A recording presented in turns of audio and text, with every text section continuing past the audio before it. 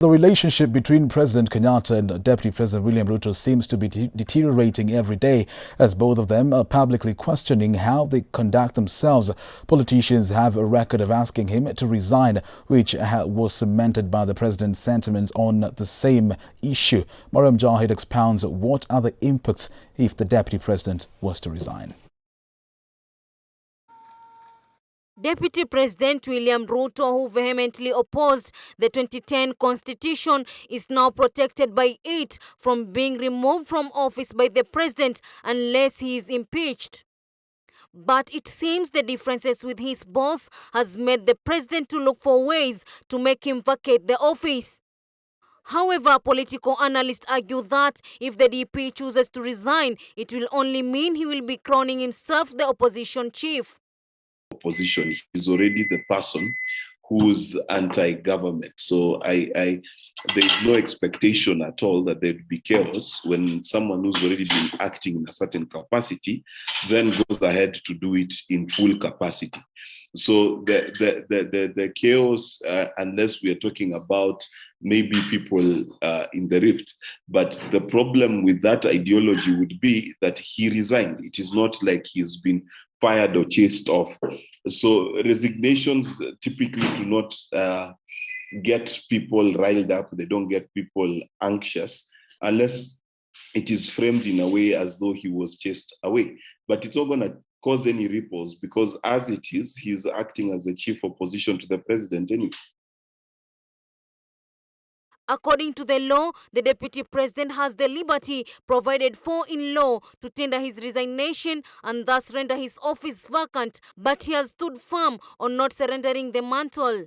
It will not work out for them because remember the threshold required to impeach a deputy president is quite high, so they will not get there. And then two, there is no point because if they try to impeach him, then they'll play into his narrative of him being harassed. So you don't want to do that. Either he resigns or just leave him there. You know, there's no point. Otherwise, the narrative swings to his favor. On the integrity of political leaders and most importantly, their relations with their seniors, this is Bichachi's take. Has gotten into Kenyan politics, I mean, because it should be obvious. If I disagree with you, then I do not associate myself with you. So for example, if I disagree with this station and I disagree with its principles, I cannot be here speaking and then saying I'm being intimidated if I no longer believe in its principles. So we need to restore discipline in our political parties.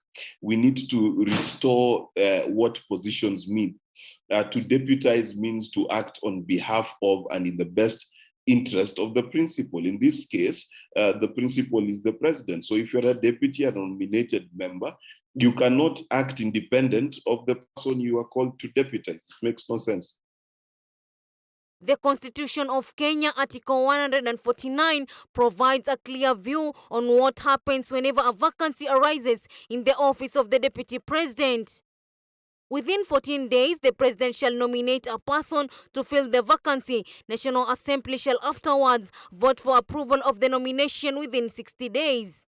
If approved, the person shall become the Deputy President. With similar events of a president and his deputy not seeing eye to eye and even throwing direct jabs at each other in public not being foreign in the country, it takes us back to 1966 when the then Vice President of Kenya, Jaramogi Oginga Odinga, resigned after he fell out with the founding father of the nation, President Jomo Kenyatta.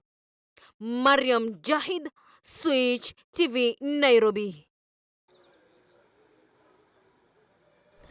Thank you, Mariam Jahid.